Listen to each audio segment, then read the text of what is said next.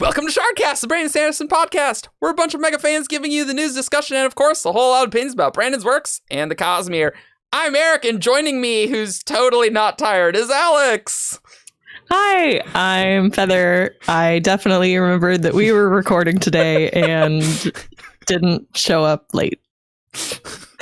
Yeah, I was not late for once, and everyone else is like, "Oh, we're all late." It's been a long weekend. All right. Also joining us, also not late, was you.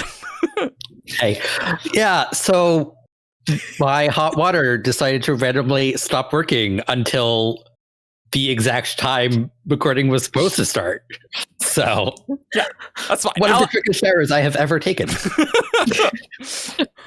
Also joining us, clearly living it up, is Evgeni.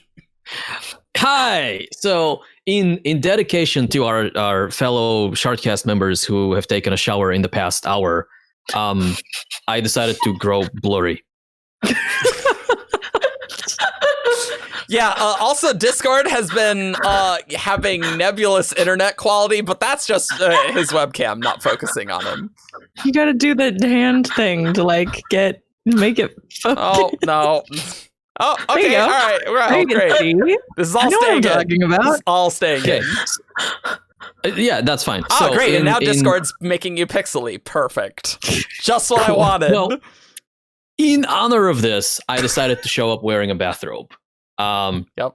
Also in my bedroom with all my books, because they are a dedication to the character we are going to be talking about today, who is from books. Probably is from books, yes. Also, I brought in show and tell because I thought that my bathrobe was not. Shut up! You've seen it. It's nice. Wait, your bathrobe? What? Oh, that. Yes.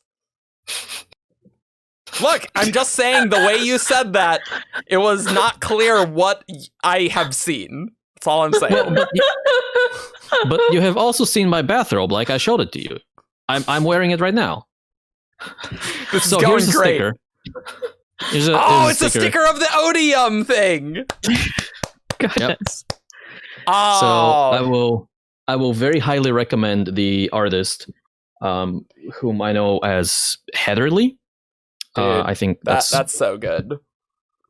I think that's her name on Instagram. And also, and I did not plan this, but this is perfect.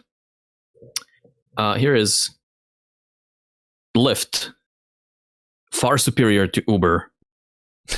And fake. Right, yeah. And she's carrying little Renarin there. And little Renarin is perfect. Very cute. Also joining us, we got Grace. Hey, how's it going? I'm Argent, by the way. There, you remembered this time. Wow, good job. Well, I am the thegatorgirl.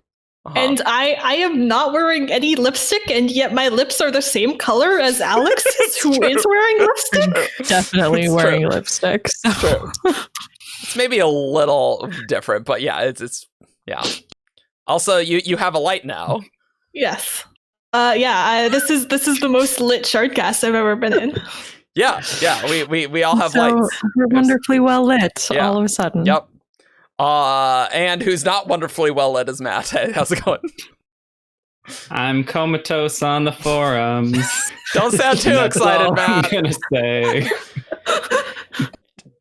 What an intro, guys. This is going great already, really. And I feel like I'm Chaos, and I feel like this episode will go really great because we didn't prepare this at all. We had a topic. We're going to talk about Renarin. Rhythm of War spoilers. I don't think we'll have many Cosmere spoilers. So just like Stormlight spoilers, I think.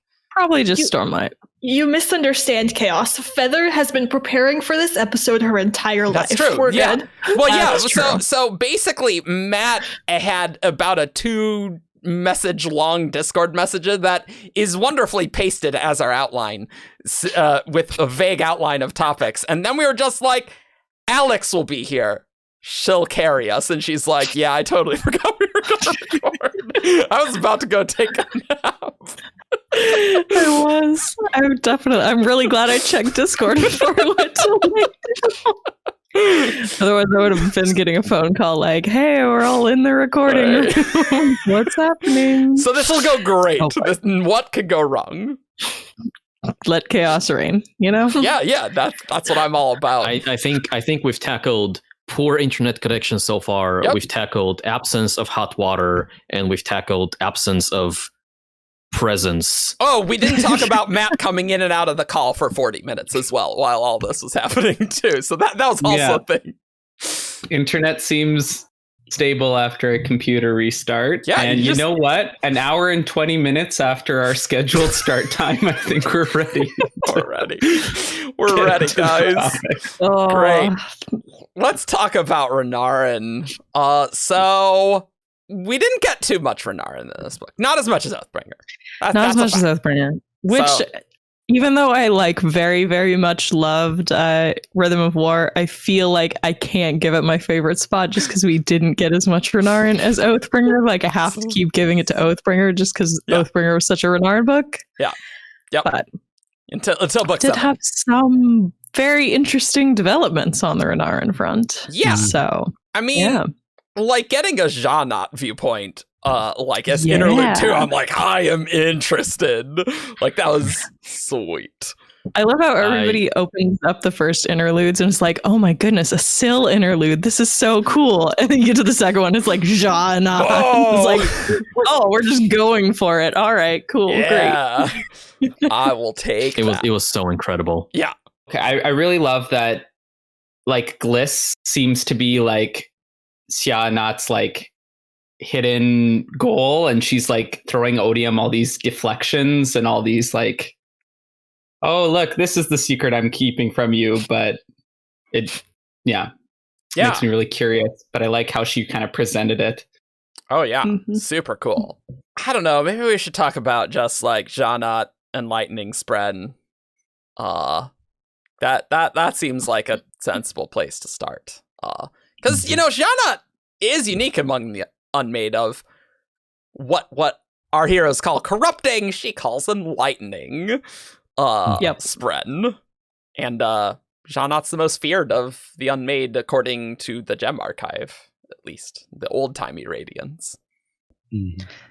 Well, and didn't we have there was something that talked about how Sja-anat was not able to affect the higher Spren, they thought. Mm-hmm. Yeah, right. But obviously that is not actually the case. And my theory on that has always been that she probably cannot corrupt them against their will, but if the Spren are like willing participants in the quote unquote enlightenment, then it would probably work. And that gives me the impression that Spren, like Gliss and now Toomey, you know, willingly chose to be enlightened by Sja-anat, which makes for an interesting dynamic.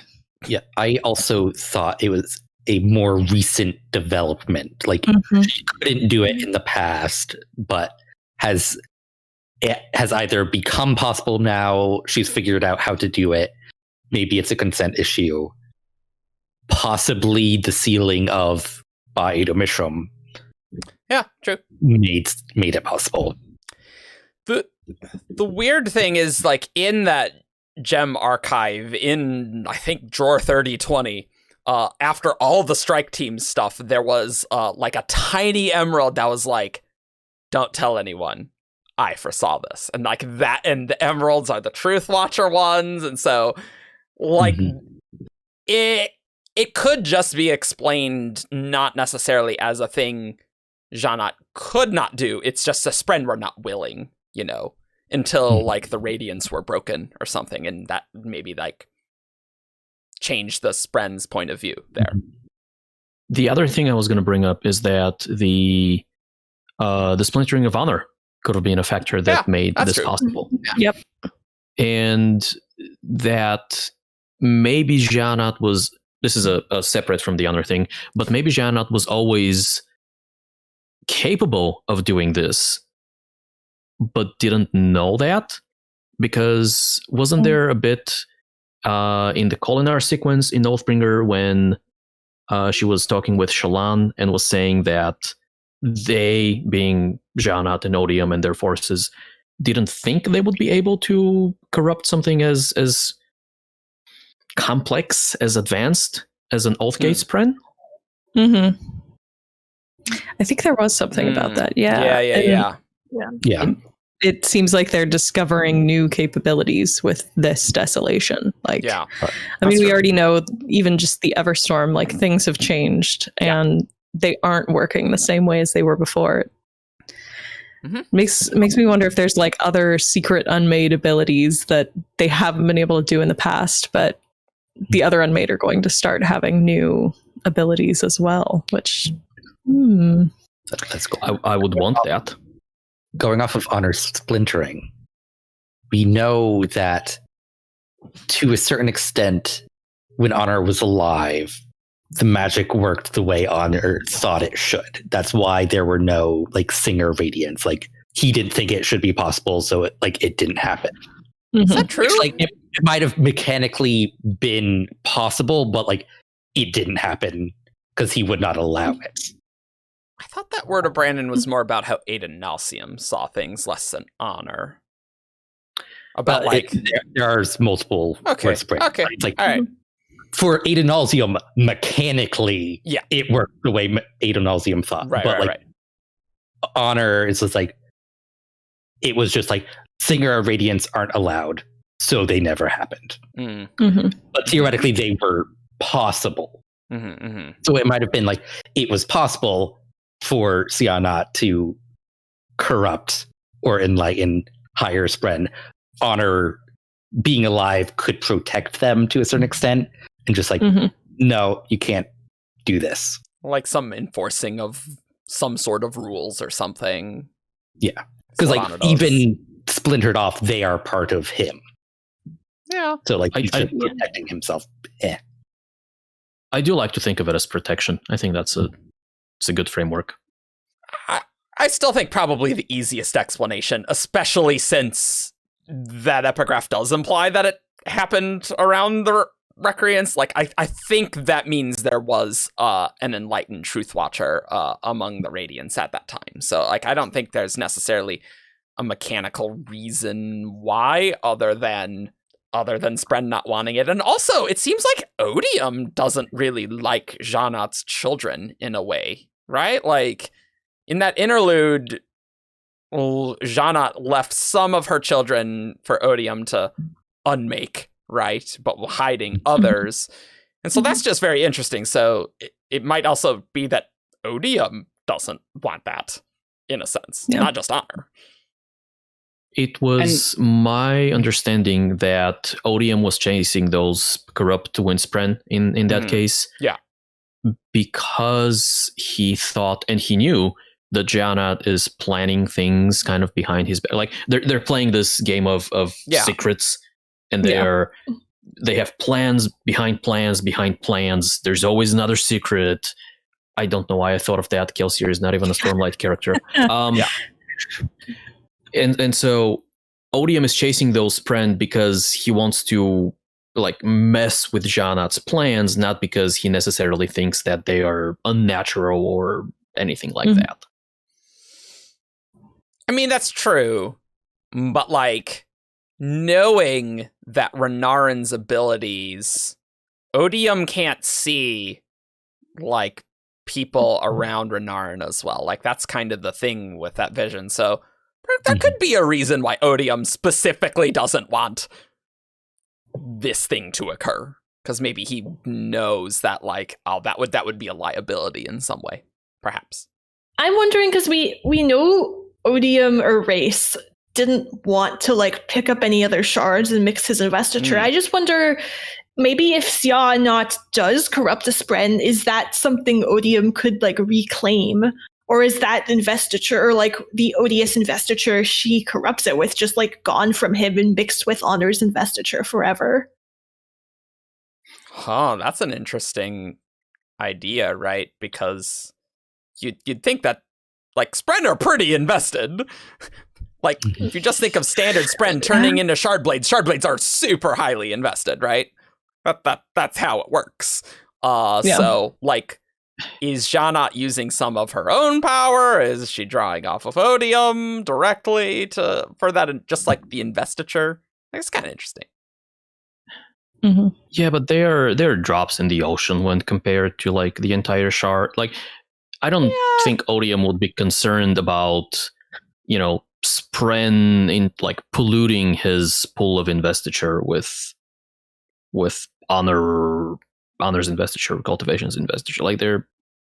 I don't know if he'd necessarily be concerned with the like mechanics of it, but maybe it's just sort of like a principle of the thing type thing where he's like, no, I don't want like to mix with honor and cultivation's investiture. I want my investiture to be separate.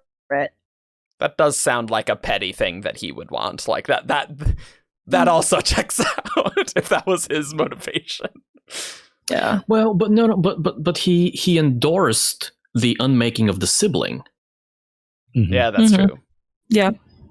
And it's like he made Sja-anat to corrupt Spren for reason. Yeah, I guess that's true. So it's like Or unmade her for a reason. Unmade Whatever that means. And so maybe it's less about the act of corrupting things he doesn't like and something particular to the corruption of Radiant Spren, like that maybe that's going beyond what Sja-anat intended. With the sibling, there's something very important tactically about messing with the sibling. Yeah. Mm-hmm. Whereas, again, kind of playing along this, he can't see Renarin very well.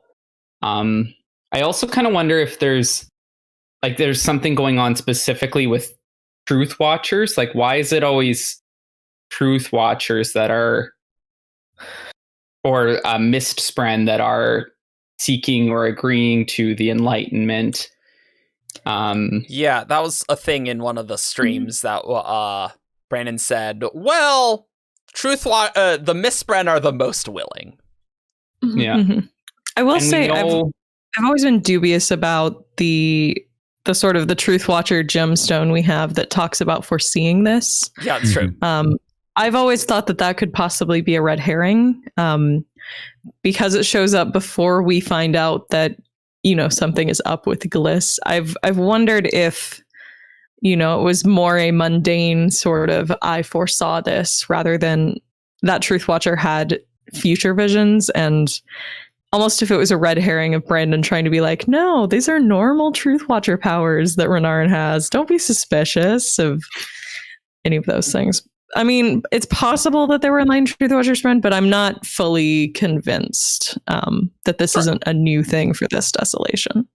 I'm gonna slightly disagree just because, like, some of the details, like the fact that it was a small emerald, like it's kind of like this Truthwatcher wanted this information to be preserved somehow, but was like very self-conscious and wanted to keep it hidden. Yeah. So it was like a small emerald, which would make sense that obviously seeing the future is of Odium, and so that Truthwatcher would be like, yo, I'm terrified by this stuff, but I foresaw this.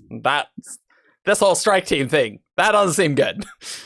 Circling back to Sja-anat, Ian said something earlier about Sja-anat was created by Odium to enlighten Spren, but do we know that Odium has control in the unmaking process of what the unmade do?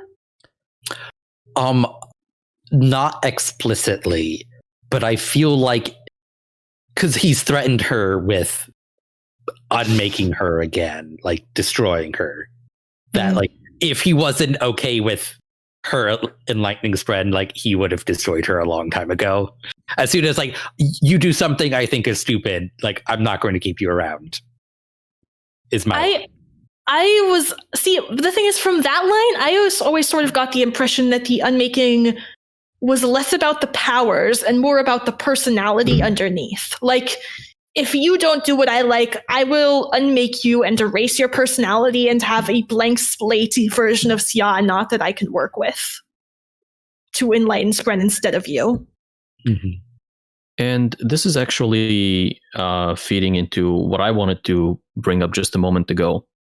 So let me read the passage from Sja-anat's interlude that Ian just alluded to. if Odium caught her in a verifiable lie, he would unmake her again, steal her memory, rip her to pieces, but in doing so, he would lose a useful tool. And so this is a passage I've been thinking about a lot in the months since Rhythm of War came out, because I feel like this is one of the very few passages that gives us some insight into the process of unmaking. Yeah. So we have this and the fact that Rabonio is unmaking the sibling. Right. And plus also a passage from a little earlier where Sja-anat is speaking with the Spren we would later learn to be Tumi, and saying that if Odium caught him, he would unmake him. Right. Mm-hmm. Yeah. And so what do we know from it? We know that unmaking erases the memory, possibly even steals the memory, as Sja-anat says, which is weird, spooky, especially considering the epilogue and the implications there. Yeah. Yep. And that Odium would lose a useful tool. Mm-hmm. And so I'm trying to reconcile all of these. Like, yes, he can unmake Sja-anat, and that doesn't like delete her from existence. It's a process different from just destruction. But also he would like, what is he losing if he erases her? Like her mind, her craftiness. Mm-hmm. I kind of took that as either her experience and like her, like she's been around a long time, and if he unmakes her, maybe it's like a reset. The other thing I was thinking about was maybe this process takes time. Like if he unmakes her, is she like out of play for this desolation? And then he can have a new Sja-anat next round, but maybe she's not in play anymore for right now. Those were a couple ways I thought of interpreting it. There's just so little we know about what the unmade like actually are, what they were before. Like we've gotten hints of possibilities, but we don't have anything solid. So, question: do we think Enlightening is similar enough to unmaking? So, like maybe. So, let me back up. Shockingly, you guys don't know my thoughts. I think I know where you're going, though.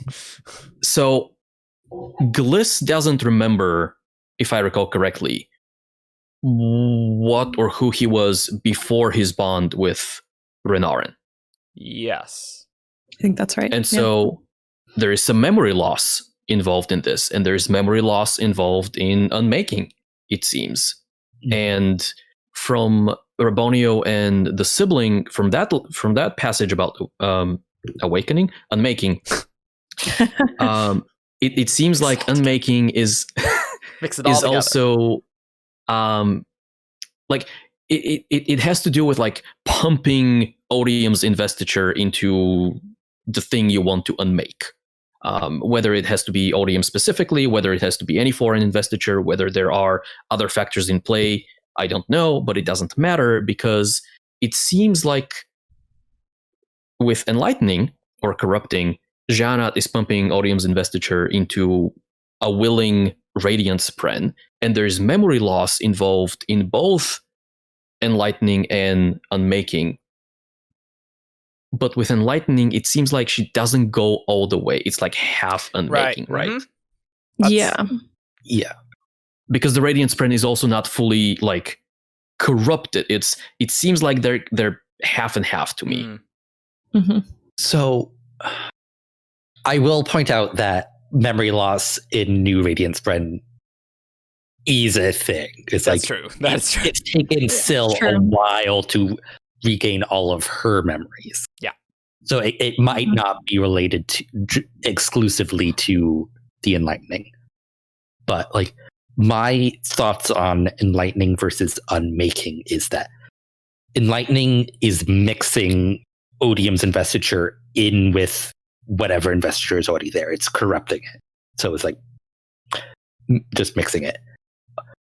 Unmaking, I think, and this is a bit of a crack theory that I haven't spoken to anybody about, is that Shardcast exclusive. Yes, exclusive.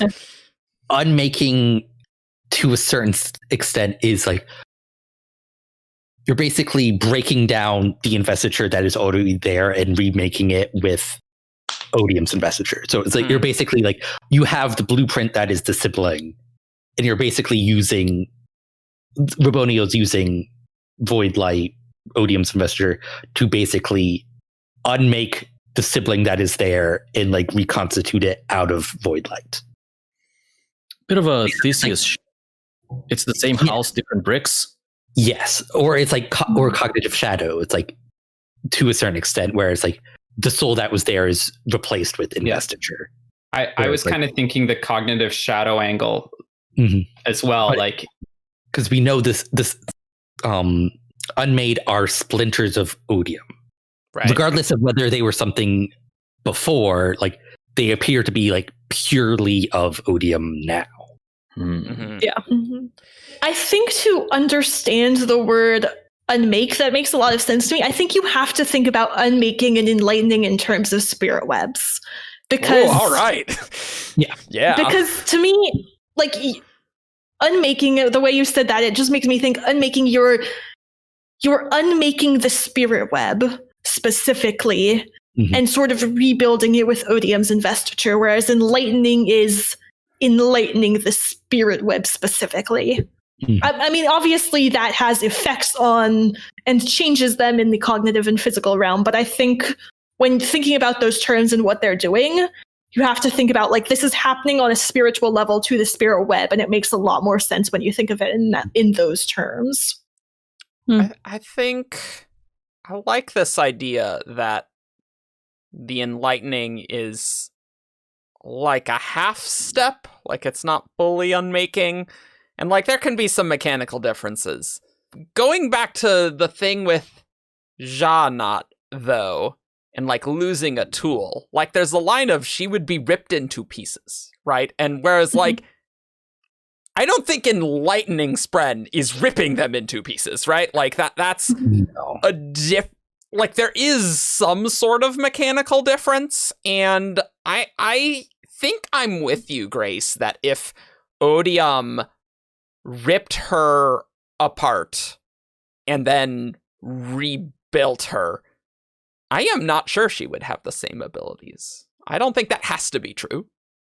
And so, like, I think that could be different. That said, given the ripping to pieces versus Raboniel just pumping in Voidlight, I mean, maybe Raboniel's soul casting the sibling in other ways that we don't quite see, really.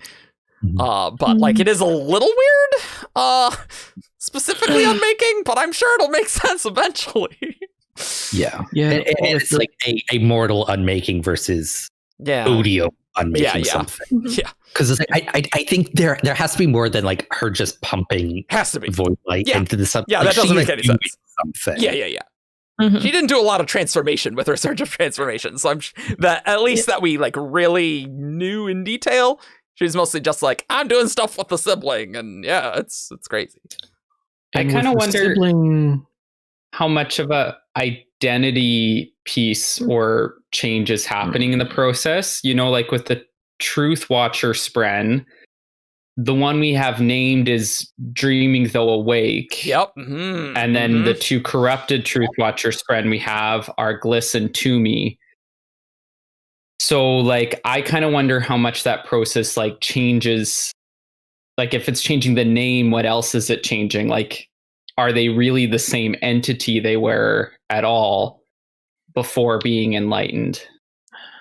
I would say no, but also there could be different groups of Miss Spren. I do think that is a plausible thing with different naming convention, because not all Miss Spren are the same necessarily, but something's going on there. Yeah.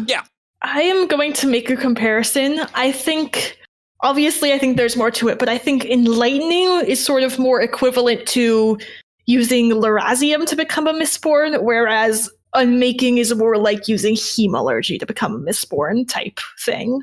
That's if that makes sense in terms of what's going on the spiritual level. I don't know about that. I somewhat agree. Like, obviously, it's not a perfect analogy. Yeah. Yeah. So, But the part about getting a similar result using two different methods, I can buy into, And I think. And whereas I think enlightening is more like you're altering the identity, altering the spiritual DNA in some form, whereas unmaking is more like hemalurgy in like the violence of whatever you're doing to the spirit web. and one's consensual and one's not, right? So, like, enlightening presumably requires. I mean, we don't really know about the lesser Spren, like how that works. I guess Sja-anat can just do that. But like, if they're sapient, it requires that consent, and then like some transfer of power. Who knows the function? But unlike, like Lorasium, you have to choose to take the Lorasium, whereas Hemal are just like, yeah, I'm stabbing you with a spike and you better deal with it. So, like, unmaking has no consent required in unmaking. Oh boy, yeah. I mean, while we're on the topic of mechanics, should I just open another can of worms on all of us? Let's do it. So, Rhythm of War made me lose a mechanics theory bet. Oh, you did? In that we found out apparently the fused are surge binders. Oh, right. Oh, that one. Yeah, right. Yeah. Which means, I definitely thought they were a void binding representation, which leaves we still don't necessarily know what void binding is, but I have heard it proposed that, whatever is going on with the Enlightened Truthwatchers and Renarin. And that back chart in Way of Kings. Is that void binding? Is that void binding related? Is that... Well, do we I don't know. want to talk about Renarin's specific power set? Because we do have more details in this book. Yep. So We can. Mm-hmm. Yeah. So apparently his illumination is different, right? He summons this globe of light in part 1. And it's apparently bright blue, and Navani's surprised it's not red and is like corrupted. And so it seems like he can't do regular light weaving. So not only that, but Navani also says that I apologize for this sentence, but Navani also says that his balls of light also do weird things sometimes. Yes, that's true. Yes. Yeah, he could only summon lights, and they did strange, unnatural things sometimes, so... And we do know that the regular Truth Watchers do have regular light weaving, so this is not a Truth Watcher light weaver difference. Yep. Yeah. Then, there's some really interesting things with Kaladin versus Moash in part 1, and Renarin comes and, like... summons a huge light, and it's almost like a gold shadow, right? Yeah. Or Maladium. Yeah, or Maladium, right? Where like there's a different image of Moash that's wearing a brilliant blue uniform, not black. Very different Moash. Come on, one's blue, one's black. And this one raised a hand confident, and although Kaladin couldn't see them, he knew people gathered behind this Moash, protected, safe. The image of Moash burst alight as a shard spear formed in his hands. No, the real Moash screamed. No, take it, take my pain, and he just leaves. So it's like, that is interesting for several reasons. One, it's sort of like a Maladium shadow, but Moash can see it. Which, like if you just used Maladium, that would not be true, right? Yeah. Only the user would see the shadow, right? I don't know if he can see the shadow, or if whatever Renarin is doing is messing with Moash's connection to Odium, and so it has a similar effect to what Navani did at the end in Erythir, where like he's breaking the connection, and Moash can now feel all the things that Odium was shielding him from. Well, I think it's a little of both. That is Kaladin's point of view, and Kaladin can see it. Yeah. So I feel like if Kaladin can, Moash probably can as well. Yeah, like it's Yeah, like Renarin is projecting it. Yeah, it's like using externally. illumination for this specific purpose, but it's like also like this weird, just like totally different version of Moash that who didn't betray Bridge 4, and so it's very Which different this sort of isn't illumination. The first time that we've seen this power from Renarin, actually, it does show up in Oathbringer. There's a scene where he heals Adolin's hand early on, and there was a lot of discussion about Adolin talks about he feels like he sees himself perfected for just a moment, and people were wondering, like, is that just an internal thing? Is that a result of the healing? Was that actually a part of his illumination? And I feel like now that we have this much more dramatic expression of it, I think we can see that what happened with Adolin was something very similar in terms of that sort of tapping into the spiritual aspect of the person to show them themselves. And, maybe the illumination is tied into just, bringing it into a place where it's visible. Which I think this ties in really well with, I've always sort of had the lingering idea that this is what Truthwatchers use their illumination for. Lightweavers spin, deceptions, and they're, Shallan is very focused on lies, but I think you can have a power of this sort of like illusory magic and use it to heighten truth, use it to reveal things to people that are not necessarily visible to all, but you can like shine a light on it with illumination in a way. Doesn't I think it was the essays that came out, well, not the essays, but like the Radiant quiz results, like little blurb things. I think it was they that talked about how for Lightweavers, illumination is about seeking like internal truth, and for truth, like who they are. But for Truthwatchers, it's about like finding the truth out there, something that is objectively true in the world. And so that can also like, play into that. It's their words. I will seek truth versus I will speak my truth. Yeah, right. Yeah.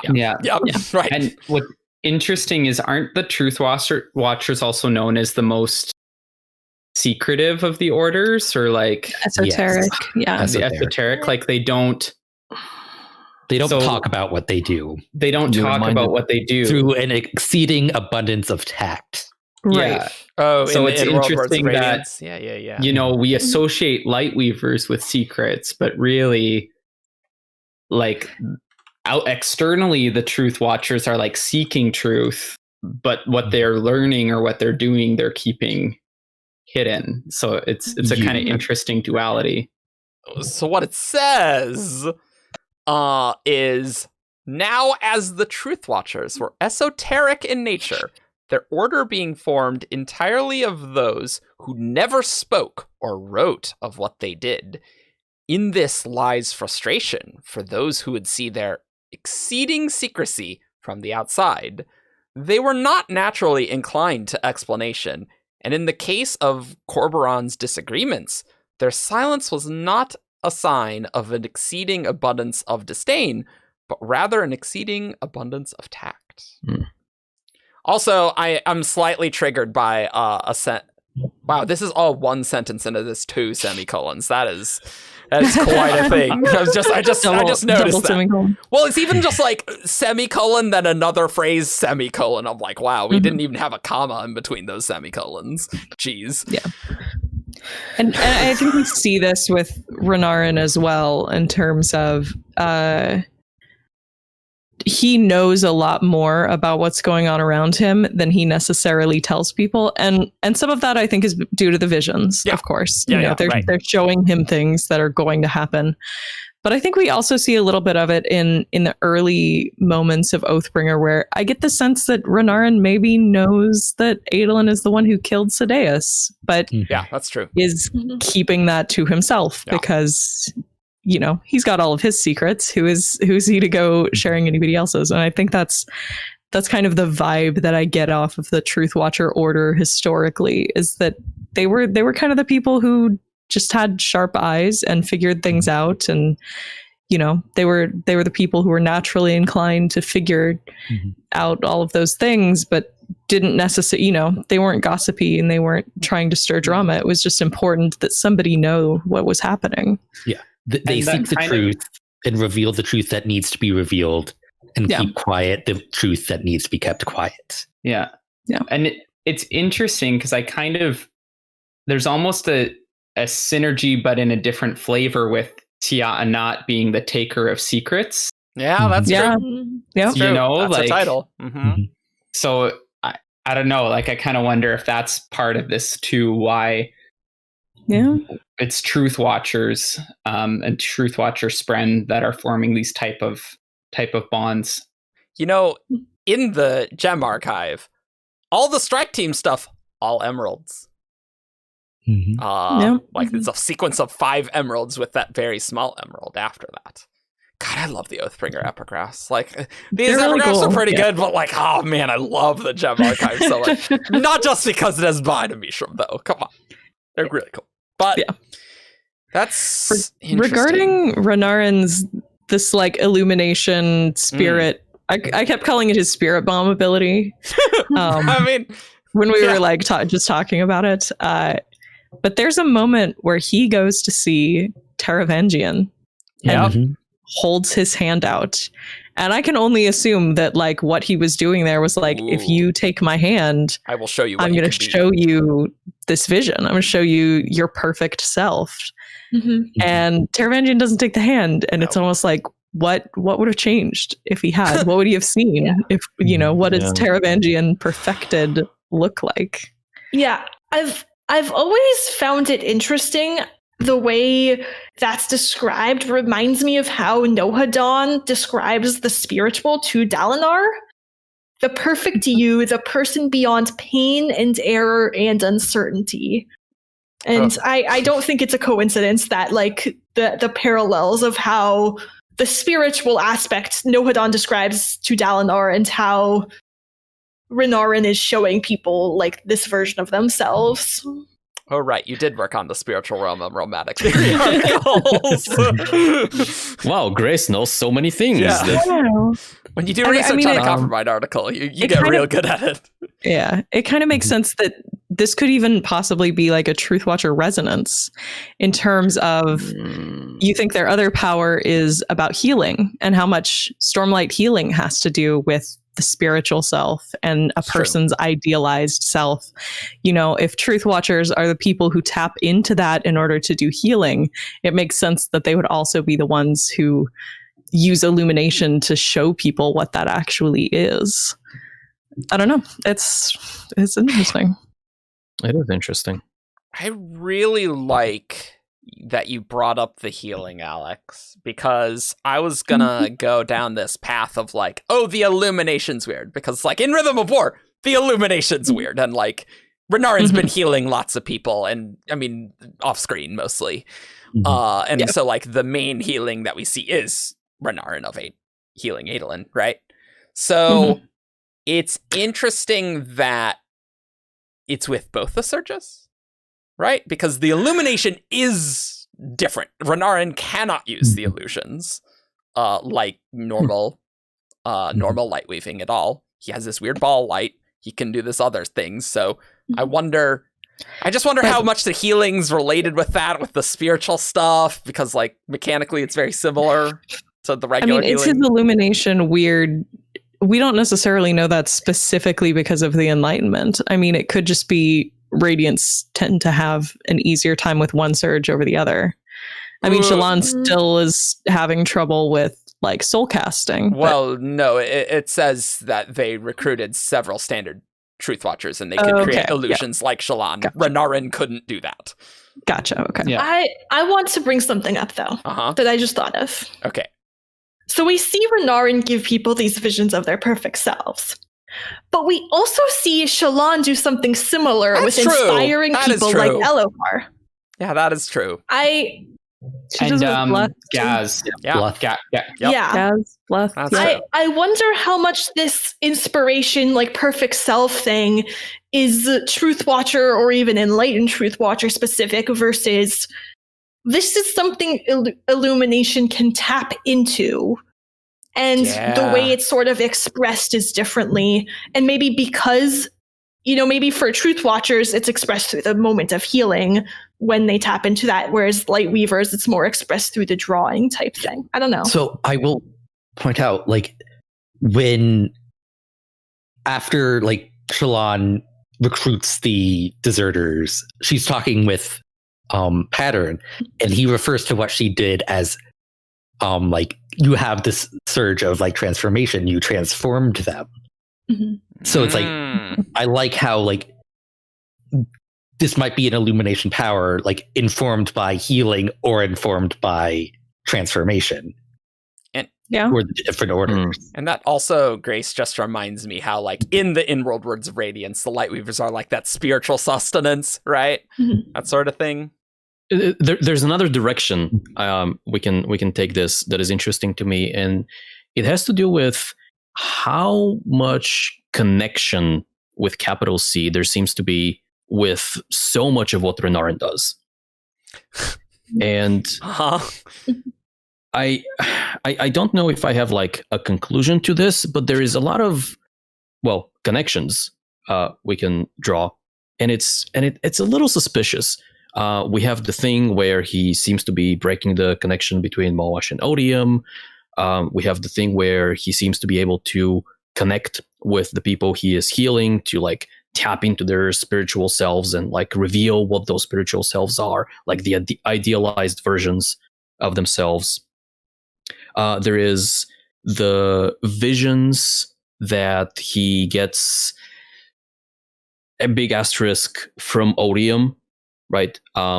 There's a bit in Rhythm of War where either during the moment when he shows the vision to Dalinar or just before, when he talks about how, maybe I don't see these random visions, maybe I see the things that Odium is thinking about or interested in. Mm-hmm. And so I'm thinking, and I've also had this theory for a long time that Voidbinding is very much about connection to and with Odium specifically, not with individual Spren or anything of that nature. And so I'm thinking there's a lot of connection stuff going on with a Truth Watcher. And these days we don't look at the organization of the orders on the chart this much, and we know that connection is very much a bondsmith thing. But also the Truth Watchers. The Truth Watchers, yeah, they're right there.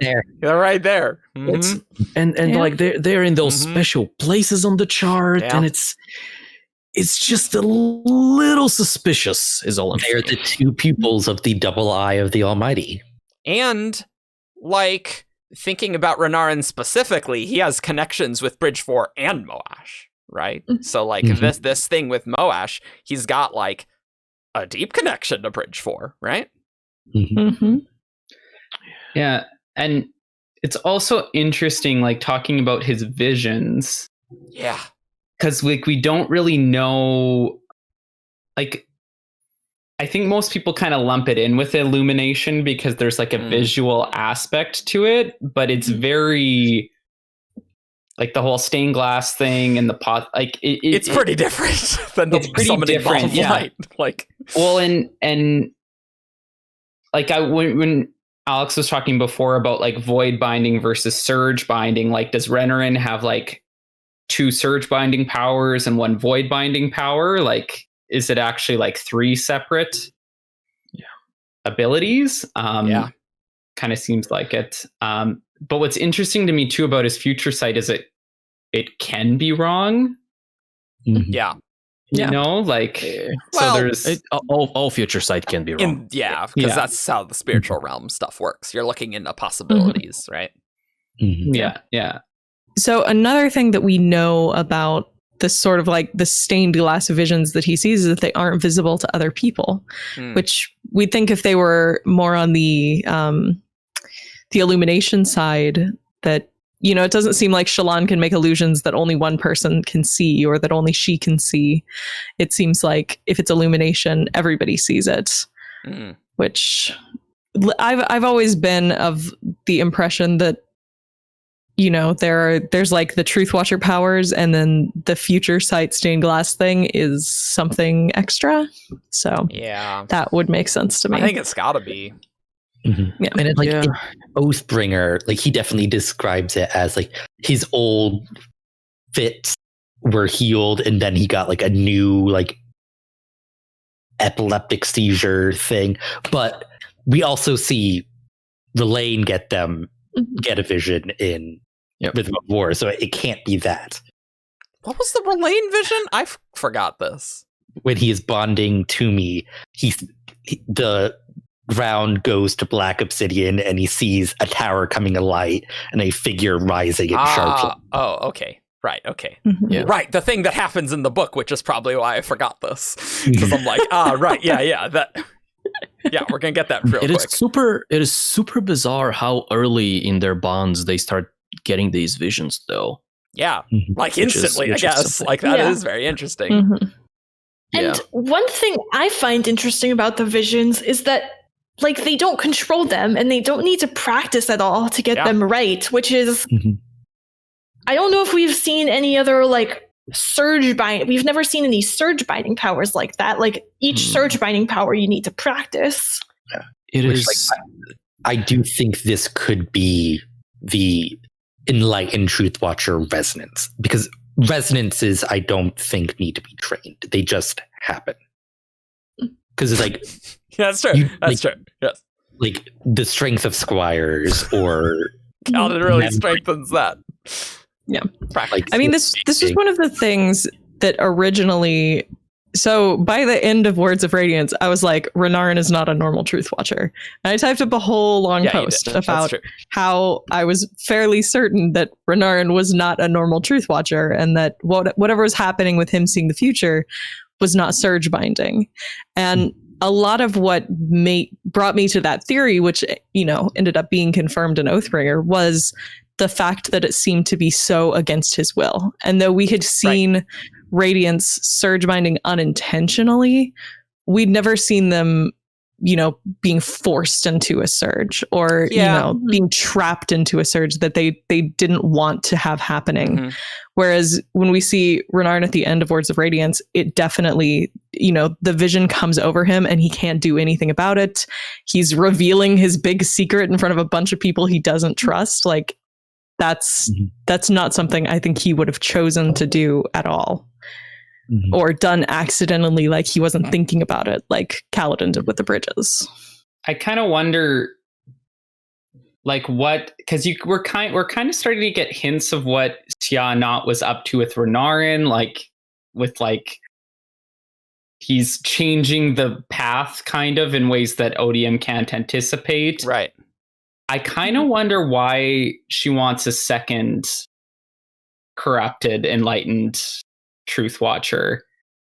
And, is she looking for, like, is she going to build more of these? Because she just seems very intentional. And so I'm kind of wondering,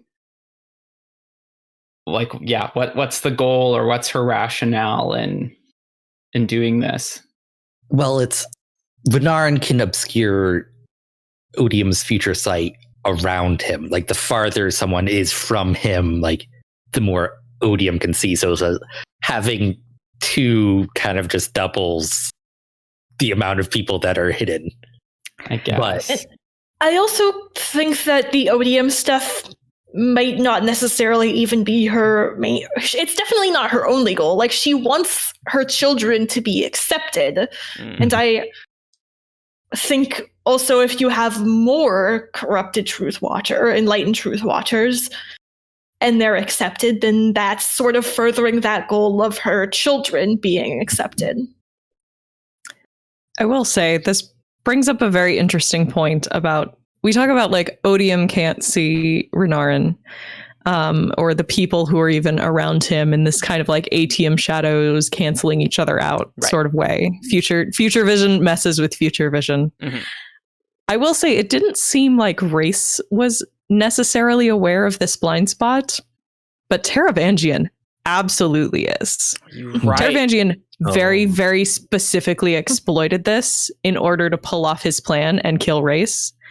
And the thing is, if I have just killed the previous Odium and I know the loophole that I used to do it, I think, one of Taravangian's first thing is get rid of the Enlightened Truthwatchers, because they are a totally big and liability Sja-anat itself. that he is extremely aware of. And he's well aware that Sja-anat helped. I mean, we don't necessarily know if she talked to Renarin directly or if he just, saw the visions and knew what he needed to do. But he's the one who brought the, were they wind Spren in the crystals? Yeah. To Taravangian, which summoned Odium to him. So he knows that Sja-anat was involved as well. And now he's Odium. And it's almost like, thanks for all the help getting rid of the old guys. Now I have to kill all of you to make sure nobody can do the same thing to me, right? So do you think Relaine for Sja-anat is kind of a failsafe? Because Taravangian knows about Renarin. I don't think he could know. He may not know about Relaine. That's true. Yeah. Because it's so new. Mm-hmm. I'm worried about my boy. All right. That's true. That is very good. But how much of Sja-anat's rebellion against Odium was a rebellion against Odium or rebellion against race? She might be willing to work with Taravangian. Yeah, well, we'll have to see. There was a passage where the passage where she's asking a question and Odium's like, your question, do not question. And Sja-anat thinks, but the power likes questioning. Yeah, right. Mm-hmm. Do you try to get rid of Renarin, or do you try to recruit Renarin? I mean, I think if he's going to cause holes in your ability to predict the future, I don't know if having him on your side is necessarily going to help. Especially that's a trust issue, right? You really don't. I wonder if Renarin knows what actually happened. Something made him bring those crystals. Was it just the visions told me to, or did he see what was going to happen? Well, he converses with Sja-anat, I think. Does he? Yeah. Or to a certain extent. I mean, she talked about she was very she didn't want to draw attention to him. And so she was not talking to him quite as much. But it's, it's possible that he knew what was going to happen. I don't know. Because the impression I got when he extends the hand to Odium, not Odium, to Taravangian. Now Odium. But Prodium. I think he could see that something with Taravangian was going to happen.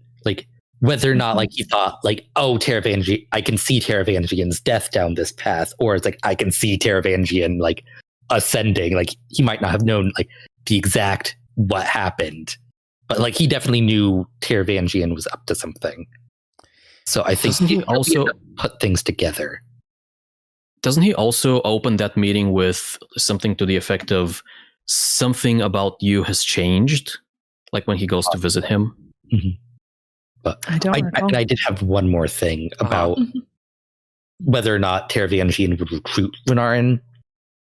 I think the fact that Taravangian refused Renarin's hand is going to rule that out as a possibility. Yeah. Taravangian knows Renarin's heart in a way, knows his kind-heartedness, that he wouldn't be able to turn Renarin away from Dalinar. But that was such a good point, Alyx, because a lot of the things that we saw of Renarin and blocking the future sight is because in Oathbringer, Taravangian was in the vision with Odium at the end, and Taravangian saw the black spot with Renarin's name, but not. So we know this, but how much does Renarin know and understand specifically about that? I think it's kind of unclear. Well, he knows his existence interferes with Odium's ability to see the future. He tells as much to Dalinar. I guess that is true. Yeah. Yes, that's his argument for why they should have more Enlightened Truthwatchers to Dalinar, is that they foil Odium. And isn't that part of why Renarin is kind of on Team Dalinar too? Am I remembering that correctly? I think that's why he stays with them. Yeah. He's supposed to be protective. Renarin, you're here because you got that Odium. He's the smoker. SPF He's the smoker of the team. Yeah.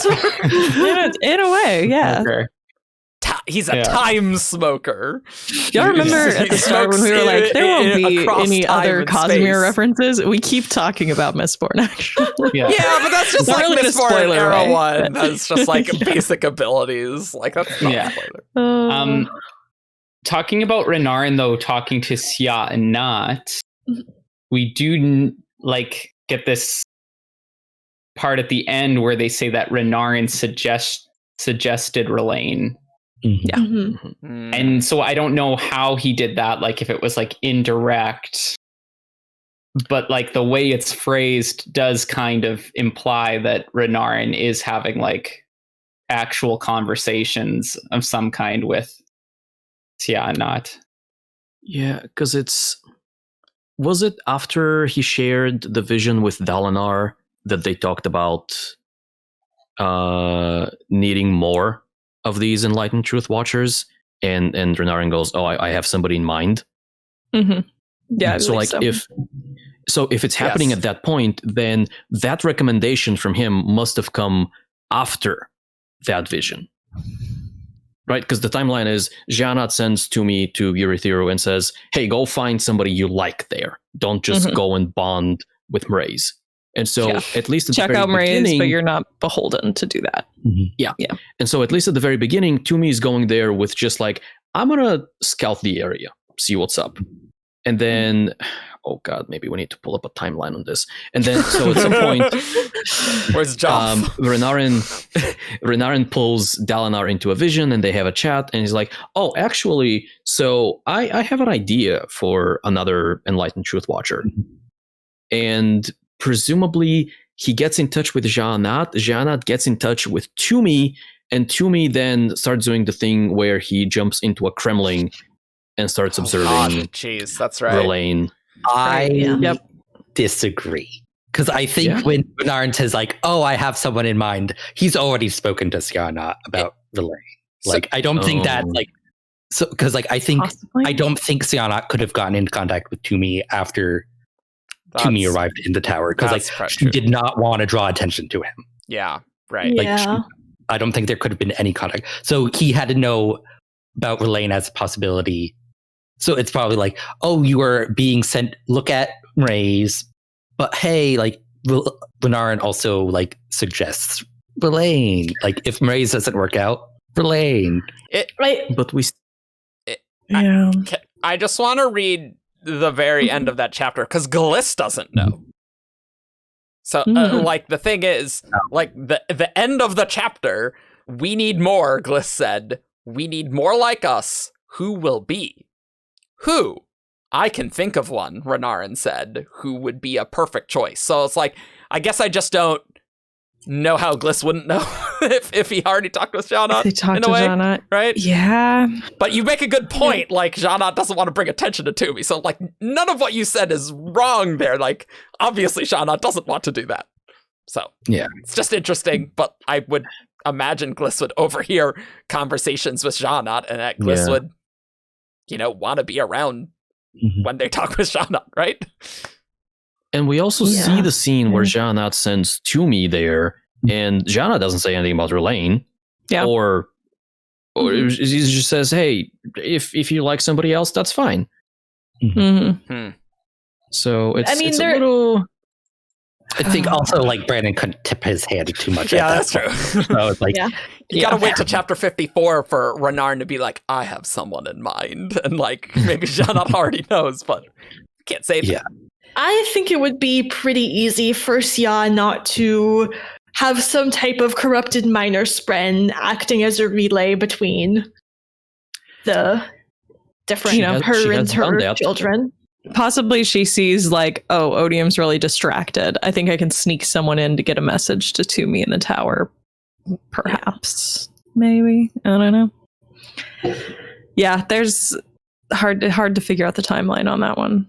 But God, there's just so many mysteries with Renarin that like we get like he's this not on screen enough. We get this one Renarin POV in this chapter showing Dalinar the vision. And I think that's it, right? There's no others. No, yeah, just that one point of view, and then we see him from other people's point of view a couple times. But he's doing so much important stuff in this book, but not on screen. We just see the consequences of it later, and it's like, oh yeah, that was Renarin. Okay, cool, great. I think the hope is, though, with a second corrupted Truth Watcher and one who seems is going to be close to Renarin, the double viewpoints.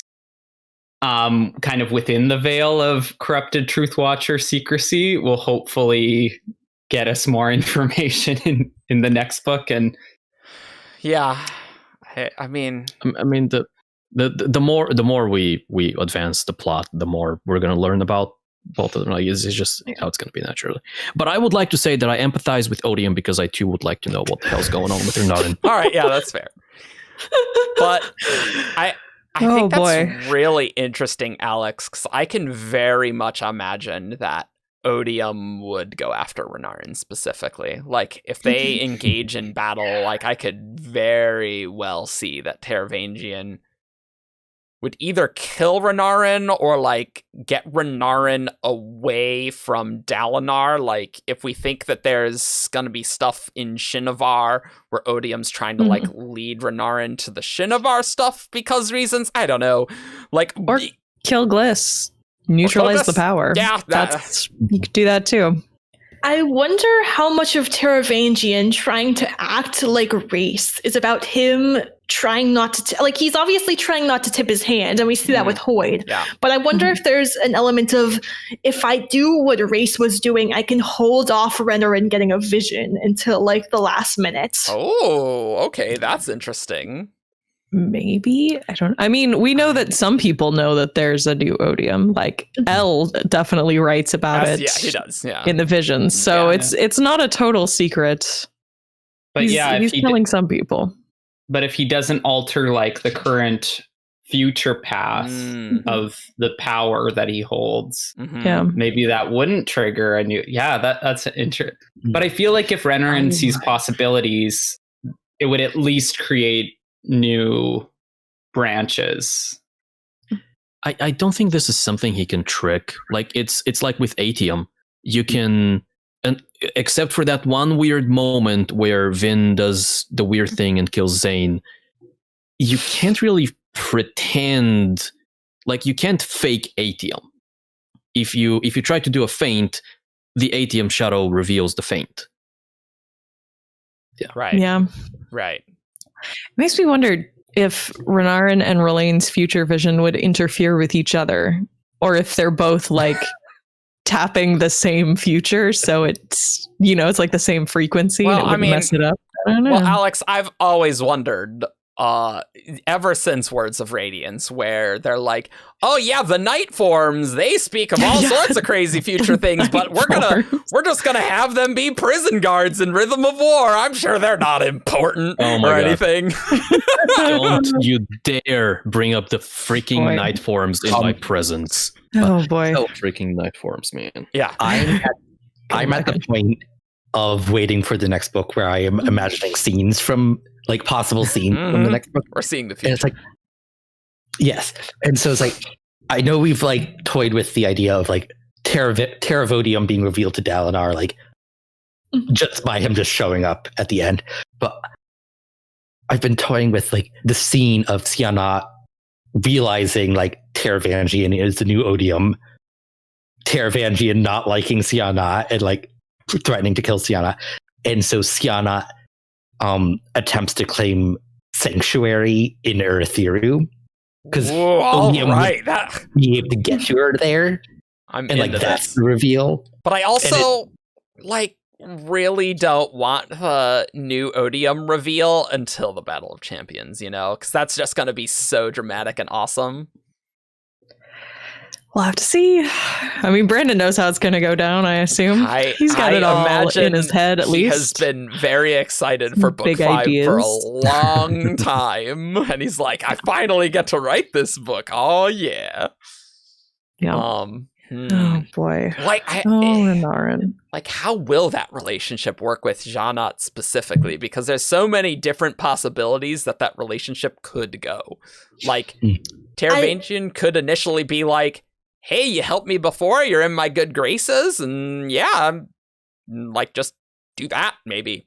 And be like more agreeable than Race, because like, yeah, I mean, I got rid of that guy. He's an asshat, so yeah, that sounds good to me. I don't know.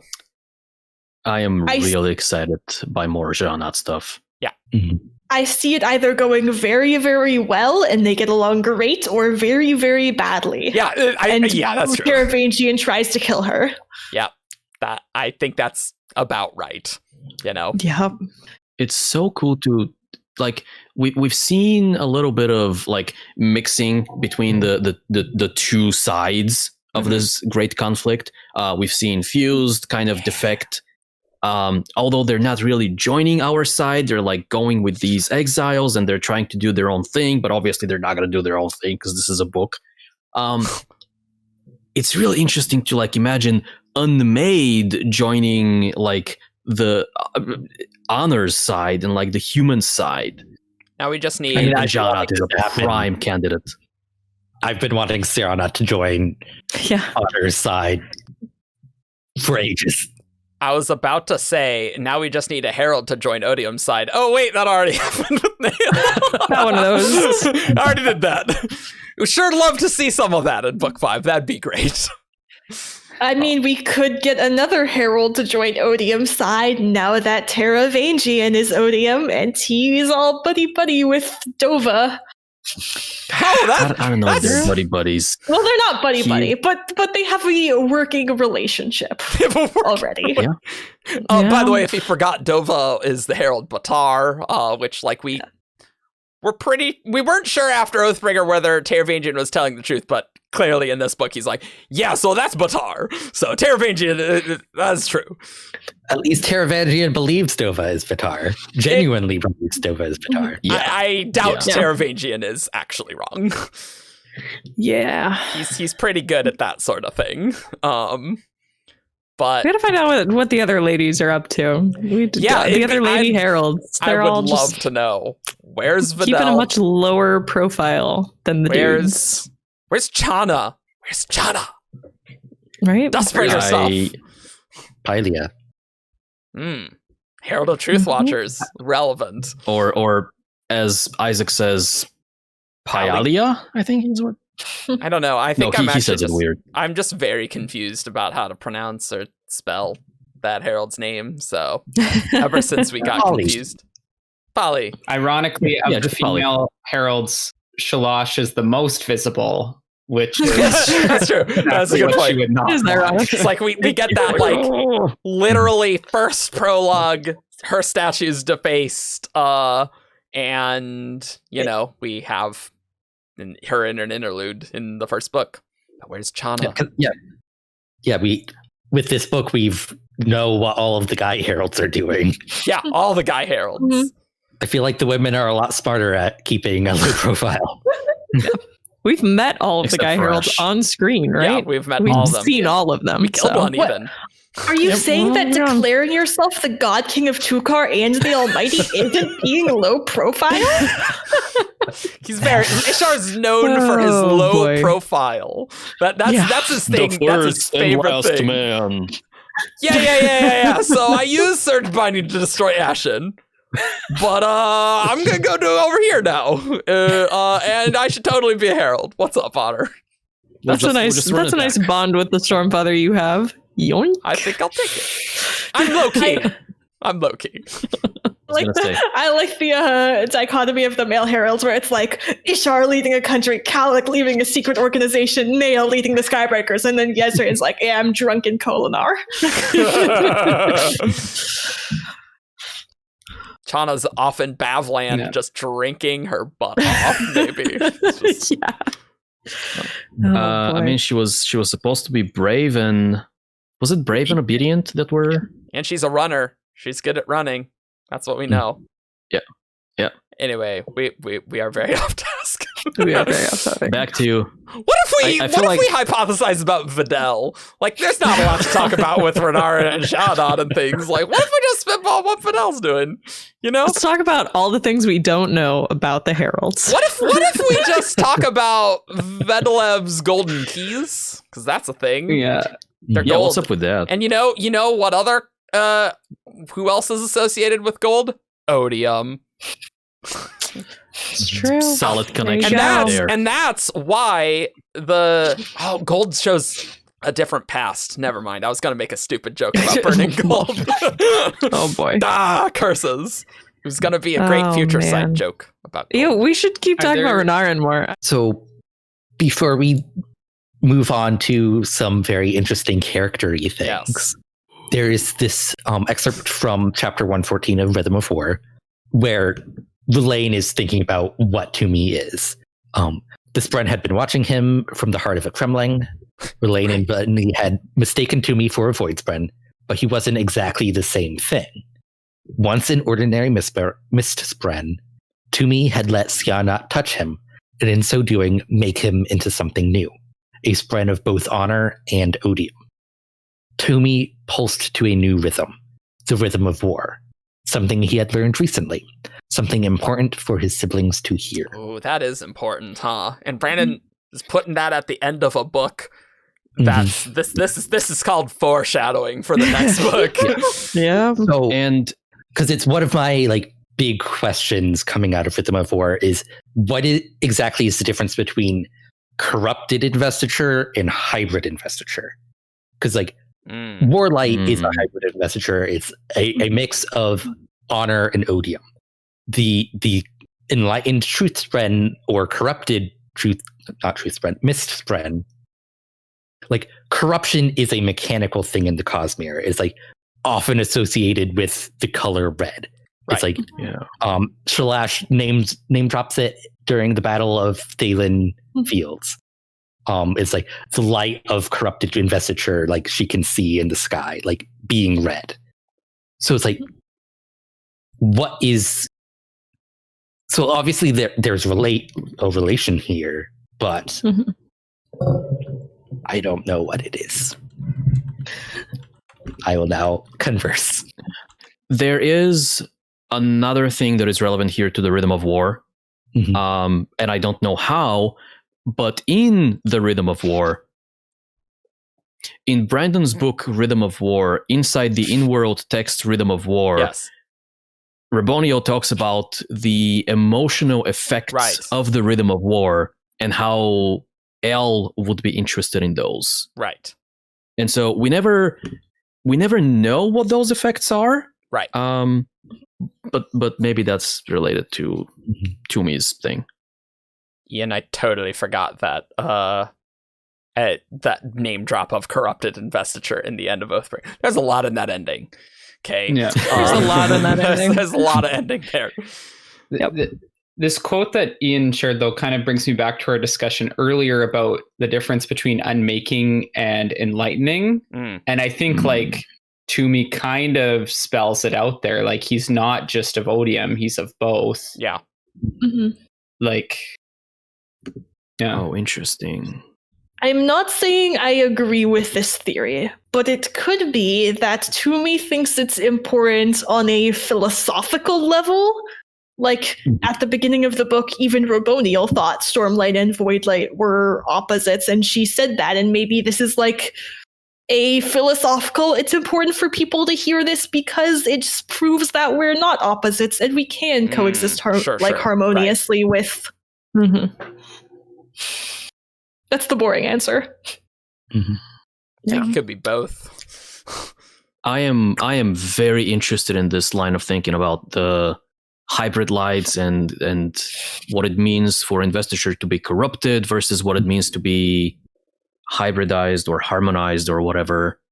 I think there is something and the connection between enlightening and unmaking. So we talked earlier about and I was on board with the idea that enlightening is half and half type of thing, right? Half your spirit web is honor, half your spirit web is odium or whatever. Some proportion. But I'm really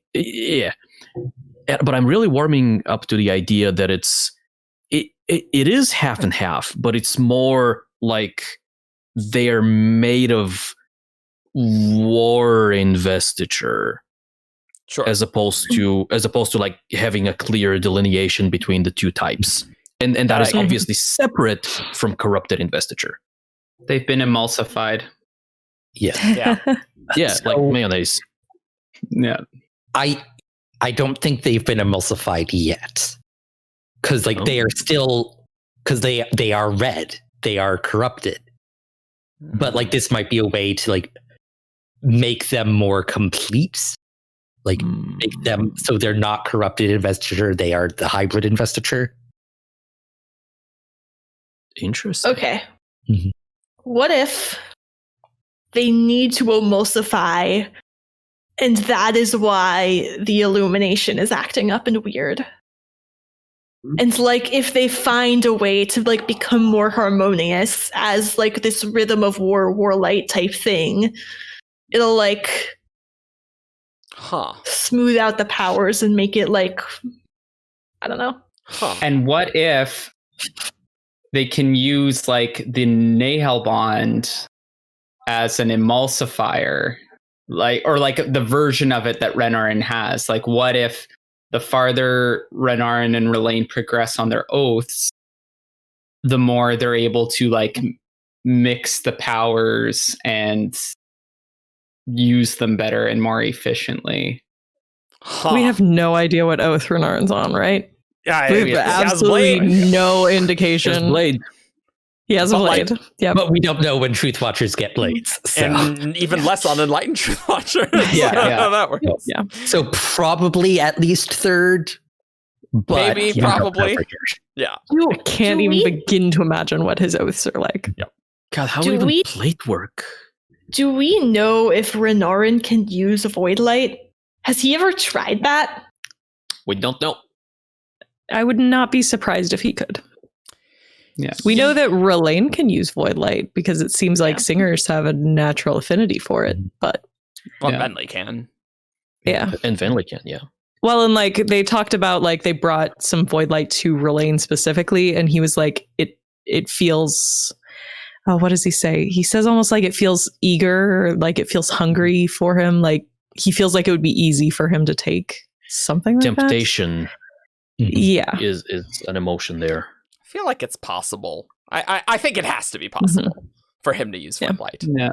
Has I to. actually, when we originally got the reveal that Gliss was corrupted, I almost wondered if like Renarin had been using void light the whole time and was just like using illusions to make it seem like that wasn't the case. Whoa, going deep. And then thankfully we got a point of view that cleared it up that was not what was happening. But I was like, oh yeah, because we just had because we'd just gotten the Risen interlude with the masked one who used illusions. I was like, oh, I wonder if that's what's happening with Renarin. No, it wasn't. But Alyx, that's really interesting. But the more that I'm reading Rhythm of War and just like seeing these quotes, usually Brandon isn't trying to pull a fast one on us. Like if he's saying the ball of light is weird somehow, it's like, well, I mean that's gonna be relevant somehow. I don't know how, but like it's gonna do something, I guess. Like, and like, oh, the Rhythm of War is important for these other Spren to hear. It's like, well, that's I don't know where that's going, but like it's going somewhere. And usually Brandon doesn't like, this is true, and just like totally undercut it, unless you're Shallan. But but you know, other than that, usually the narration's like, hey, if you think Thydekar is who he is, it's like, yep, that's what it is, right? And things like that. yeah. God, even more so. To me, it's almost unquestionably true that Renarin can use me? void light. Do me. To me? To me? I heard it too. This is the I'm loopy sorry. Shardcast. I'm sorry. It was, We're all in it a was weird so mood good. today. It was so good. If you didn't like that joke, please comment space below. Emmy. If you didn't like that, comment below because that will actually make our video recommended more. It's true. If you comment more. So comment below if you hated that joke. I'm counting If you on you. empathize with the pain that I have to put up with these people, leave a comment. Yep. Help me. Anyway, so I've I'm just imagining it you is- trying to not say the word to me. Like as you're pausing with that. Sorry, please Oh, boy. continue. in my opinion, There you go. it is almost undeniable that Renarin can use Void Light. There just seems, or rather, he can take in Void Light. What is more interesting to me is whether he can use it and what he can use it for. Because what we see with Venli is that she has no problems sucking in either Stormlight or Void Light. But there's nothing she can do with. She can stone shape with Stormlight. She can do both, I believe. I thought she I think could do she says both. she can use either light for her powers. I thought it was I'm both. sure. No, hold on. Because she drew in a bunch of Stormlight Uh-huh. and she tried to stone shape and she couldn't, and she had to wait for the Stormlight to dissipate from her before she drew in Void Light. And that's when we What? had the whole thing with. I have no memory. I of that. don't recall What? that. Okay, research Hold break. on. What, yeah, we got to Research figure this break. out. I think, wasn't it that she didn't want to use Stormlight because it could be detected? No, Yeah. like there was in the scene, I explicitly remember that she had to wait for her Stormlight to like naturally Yeah. dissipate from her. But she was in like the 11th floor or whatever. She was alone. She has a blockage with Stormlight because of the tower's defenses, she says. Eh, The fact that Erytheru is all, She wasn't convinced it would work with Stormlight, not with the tower's defenses in place. Right, Indeed, okay. as Vinley tried to do, anything with Stormlight, she felt as though there were an invisible wall blocking her. Oh, okay, that totally makes Yeah. sense. Yeah, makes sense. Okay. Okay, great. Mystery solved. It was back in it's chapter 11, the quote that I was thinking about, where it says she drew a bit of void light from the sphere in her pocket. She could use either of the two types of light, the strange void light or the old stormlight of honor. From what Timber said, this was new. Whatever Vinley was doing, it hadn't been done before. Okay. So yeah. So I imagine Renarin can also use either one. I agree. Mm-hmm. Although what's interesting is like Venli can use both, not because her Spren has been enlightened. Mhm. She can use both because she's a singer, or No. because A she's regal. in a regal. Maybe because she's a regal? That's what I was Yeah. kind of Because she thinking. has the 'cause- void spren in her gem heart that's trapped Yeah. by timbre. Yeah. So yeah, it's Well, I guess That makes Relaine sense. maybe it Connection to wouldn't, but Odium. I mean, I guess Relaine has the enlightened Yeah. spren, Mhm. so like,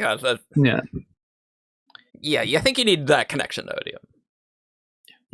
But like he had the like sense that void light was like calling to him like before he had a bond with Toomey. Yeah. True. So like Yeah. this might be like singers are connected to Well, Odium. that's- That Yep. I went to go find that quote too. And he said, Relaine said that the void light feels painful. It's dangerously inviting. Like if I touched it, my body would drink it in eagerly. The pain part's interesting, honestly. Yeah. It vibrates wrong against his soul. is well, what I he think says. that's the anti-void light. Yeah. Nope. I think that one's just void light because this is chapter 16. It's before they get the anti void light. Yeah. No, but Navani The has vibrating wrong. Oh, is it the dark sphere? Oh. yeah, it's the dark sphere. I think. Right. Oh, And- yes. and he yes. talks about He's how it's saying different that. from void light. Yes. He's talking about how the void light is inviting and the anti void other light one was painful. seems painful. Right, That okay, makes sense. yeah. That's how that quote goes. Okay. We did our research. Yeah, right We're now. doing our Yeah, research. right now. Right now. Live. Right now. That's what you want. The Shardcast experience. It's like, Doing what? it That live. quote Can you say that one ever- time? Can you Why ever are be singers- finished with research? No, you can't. Never. No, you can't. no matter how much we prep, sometimes we're just like, oh, our conversation led here, and we need that one quote from that one thing. Yep. Yep. So, apparently I thought this could be one episode, but everyone else had already come to the realization that it was really going to be two all along, which, okay, yeah. Next week, we're going to talk more about Renarin and Relaine and character-y stuff. Because, we had a lot of mechanics to talk about. That was good. I'm always worried when there's like things like, yeah, we don't know what's going on here. It's like, will that be a half hour or will it be an hour and a half? Well, the answer is hour and a half. There you go. So Usually is. I mean, sometimes. Yeah. Anyway, let's move on to who's that Cosmere character? This character is from Roshar. Menace. Tien. Talm. Raise. Void in drag on a horse. It's time for who's that Cosmere character? Caw. All right, listeners, you know how the game is played. You send an email to wtcc at 17thshard.com with 5 clues into character that those clues correspond to. I read each clue aloud on air, and after each clue, our panelists have a chance to guess who's that Cosmere character. Let's begin. I'm ready. So this first one was sent in by Yeshaya. You know, this is a One. lot easier without Brandon there because, God, thinking straight while Brandon's there, thinking of like, good, who's that Cosmere character? That was very stressful. I would just want to point that out. It's like, oh, I gotta be like smart and things. It's really stressful. Never been a concern for me. Oh, I'm sure. Yeah. It wasn't that bad. Okay, well, not all of us are you, Ian. All right. Clue 1. This character's predecessor was killed. Terravangian. No. Look, I'm still pretty sure we're not gonna get to Rhythm of War stuff until at least July. But Ellen Right. DeVenture. It is not Ellen DeVenture. Raoden as King of Aerolon. It is not Raoden. I'm going to say Marsh as leader of the rebellion. It is not Marsh. I'm gonna say Rashek as Hero of Ages. ooh, It is not Rashek. ooh. I like that you're giving the titles of like what they replace. Hey, that's what the people want. They want. It's like, wait, who's that character? It's like, Specificity, yeah, you know? yeah, no, you know, it's how we show them we're smart, Clue- Grace. Clue 2. This character has remarkable self-control. Okay, so not Zane. Probably not. How about, well, I'm gonna go with Dalinar. I know he killed tons of people over decades of his life, but you know, he did have really good self-control when it really mattered at the Battle of Thalen Field, so. It is not Dalinar. So from Yasna. Ooh. It is not Yasna? Yasna. It is I'm not Yasna. Going to guess Sidaeus II, aka Amaram. It is not Amram. Does he have good self-control? Usually he's very dignified and he's always the proper Alethi man. Okay. I sort was of like, thing. oh, I mean, he kills people all the time. He gives into that temptation. Self-control isn't just about killing people, you know, right? Look, I'm just saying there's a lot of combat in these books. What are your urges, Eric? What do you feel that you have self-control over? Oh boy. It's just all murder all the time. You can quote me on that. All Yeah, murder so all the time. Their predecessor was killed, and they have good self-control. See? They have remarkable self-control. Remarkable See, self-control. it leads you to the killing. That's what these clues are doing, okay? I'm gonna Uh-huh. guess. No, it doesn't. I'm gonna guess Hoyd. It is not Hoyd. Who's Hoyd's predecessor? Didn't he have like a mentor? The person. I don't know if I that's don't know. canon. But he, I mean, in You guys the haven't read about Dragon him taking, Lol. taking the name, right? Or something? yeah, well, that was in the Lyre of Partnell sample chapter, so you don't know if that's canon. I'm Well, no, Oh, it's like okay. you still use your master's old name. Oh yeah, I guess it's true. In the letter. Master was Yeah, killed, okay, though. We He don't just know. died. I don't know. I don't know anything about Hoy's Master. Anyway. No, well, I'm It makes me guessing. think of another guess for. I think we need another clue. No, I guess Ian has sorry. not guessed. Oh. I am going to guess Susbron. It is not Susabron. Mhm. Clue 3. This character was deposed. Ooh, and it's not Elend. All right. It's not Ellen. We gotta Wow. get Yeah. Ellen done for it. Hmm. Interesting. I'm gonna go with Penrod. It is not Penrod. He was Yeah, I was deposed by thinking about- being killed. Does Yeah, that I'm mean- thinking going to about guess whether Terravandian. What? We already guessed Terravandian, didn't we? I thought like that was a joke and you didn't actually. No, that was- I did. No, I did guess. Okay. Yeah. Okay. No, he, I said he no. guessed Terravandian. Okay. Hmm. Then that's not my guess. You're lucky Argent talked over you, so I didn't actually hear what your guess was before you recanted your guess. Oh. Okay. Well, If you're killed as a king, does that I- count as being deposed? I wouldn't. No. That just, what is being deposed? What is being deposed? It's like if there was a violent wouldn't you say that the king was deposed? Okay. I mean, that's a vaguely accurate term. Put your comments below if you agree or not. I'm going to guess Iadon as king of Aerolon. It is not Iadon. Because and Idon doesn't have good self-control. No. I was thinking of him too.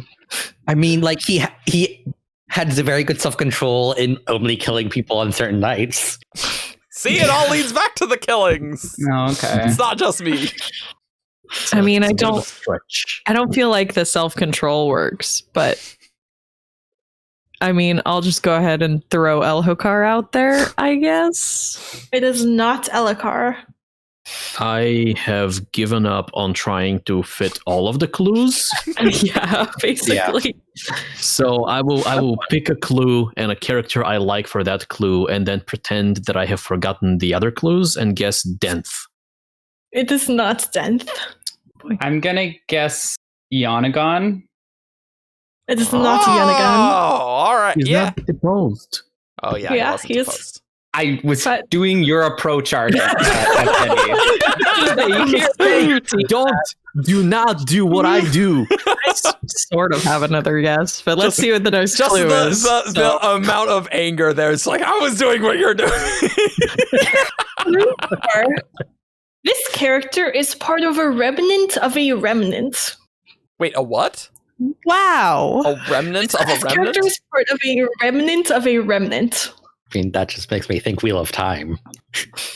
I'm just I'm like thinking so of splinters because it's like a shot. I was going to say Lopen because he was a king and then wasn't a king anymore, but like that doesn't really work at all. Self-control, yeah, he's well known for self-control. I'm going to guess Jace's Lacal. What? Jace Lacal. It is not Jace Lacal. Was deposed. Well, he was killed. That doesn't mean he was deposed necessarily, as we discussed. Ashweather Set. Your army, you count as deposed. No. Ashweather Set. It is not Ashweather Set. At this point, I'm just like running out of royalty. Yeah, no, like there's not that many. Deposed is a very specific word, Yeah. you know? Like, Yeah. I will Okay, say that yeah, or for this one, because I don't think you guys, any of you, have any idea, I will accept a suitable description. Oh Oh, boy. no. oh, that makes me think it's like a super minor character. Oh, is it the? Oh, I already guessed this. You Yeah, already I guessed. Yes. Oh, yeah, I'm clueless here. No, we have 4 of them, actually. Come on, that was funny. Wait, okay, so clue 1 was killed their predecessor? Their predecessor was their killed. predecessor was Oh, killed. Okay. Remarkable I thought I had a self-control. good guess. but Was then it deposed.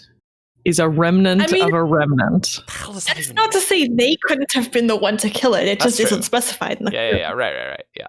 If it fits all the other clues, Yeah, then no, that's fair, that's fair.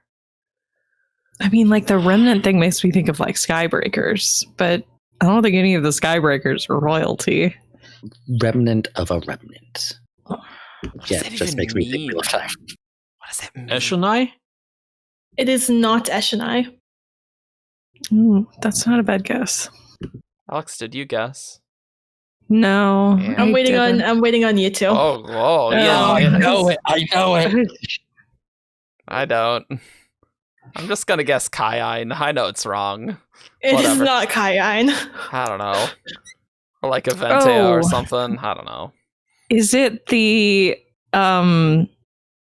he's the mate form member of the 5? That is the suitable description Yeah. that I was Yeah. waiting for. Oh! His name is Abranai. And the last clue is this character is currently male, There we go. as opposed to Malin. Yeah. Yep. That's Ah. kind of. I will kind of the share direction credit I with was going Ian. for. Because Ian figuring it out like the light bulb, it like worked. Yeah. I don't Of the- remember any of this. about Yeah, this the member of 5 were. It's really weird to me that like the fused leaders are called the 9, but the listeners called theirs the 5, and it's like, is that a holdout? That's a long time to keep it. Anyway, what's up with that? Yeah. And like the remnant of a remnant is like the listeners were the remnant, and then like the ones who didn't take storm form were the remnant of the remnant. Yeah, that's Sneaky. that's what I was going for. Yeah. Yeah, I wouldn't have gotten that at all, ever. It's all I didn't out. remember the predecessor being Predecessor was killed. killed? Yeah, I didn't don't remember that at all. that. Yeah. What's up with that? Probably Like the previous mate form member of the 5? I don't remember that either. Like some of the 5 remained behind in Kolinar. Oh, To, yeah. That's right. They gave themselves up for execution. That's probably what they meant. We figured it out. Yeah. I don't know if. When we Alright. have to figure out the clues. Yeah, I don't remember the predecessor there. No, I think that's what they They were said. members of the 5. It was Okay, the original 5 were the ones who guess stayed that's true. behind. I guess. Yeah. So I only remember 3 remaining behind. So I'm as All right. close enough. Cool. All right. It was a good clue. This next one was sent in by Kalani. Clue 1. This character has secrets. Renarin. Oh boy. It is not Renarin. Wouldn't that have been hilarious, Alex, if I got it right and it was Renarin? I That would would've have been cried great. a little That bit. would be great. That's what's called funny. What is a secret? I'll say Sja-anat. Oh, it is not Sja-anat. Matt, did you also shout out a guess? I didn't shout out a guess, and the guess I was going to shout out was just guess, so I'm going to guess something different. Well, I will. Oh, you go ahead. Lemix. It is not Lemix. I will say Azure, also known It as is not Vivenna. Azure. I will say Calcier. It is not Both have Calcier. secrets. That's true. That is accurate. This character goes by different names. Oh no. Oh, we just crossed several of those off the list. So Basher. It is not Vasher. Denth. It is not Denth. Let's get all the 5 scholars. all are returned out of here. R Steel, Yi Steel, Shashara. Let's guess them all. Are there characters in the Cosmere without any secrets? I will say Shalon. It is not Shalon. I feel like Kaladin is a pretty straightforward person. I mean, he kept the whole secret of I'm a Knight Radiant for a very long time. Yeah. That's true. We did read about that. That's accurate. And the whole Amaram thing.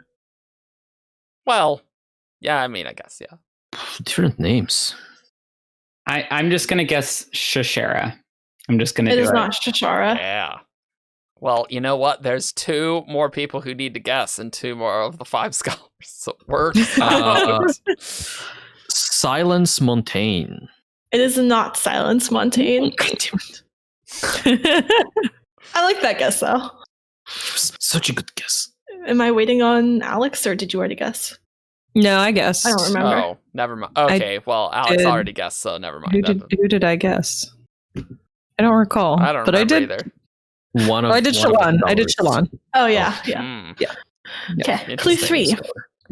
This character is really talented at what they do. Great. Are you sure it's not Silence Montaigne, though? Is it Hoyd? It is not Hoyd. Okay. We left that obvious guess up the table, so What was clue 2 again? Many names. Multiple names. many names. Yep. Different names. Different names. Shy? It is not Shy. Sazed. It is not Sazed. Autonomy / Bavadin? It is not Bavadin / Autonomy. Jochi. It is not Joshi. Clue 4. This character pranked a high prince. Well, that narrows us Yeah, that down. is significantly down. All right. What? And it's not Hoyd. Pranked is kind of a loose word, probably, but Wait, what were our other clues? Multiple names.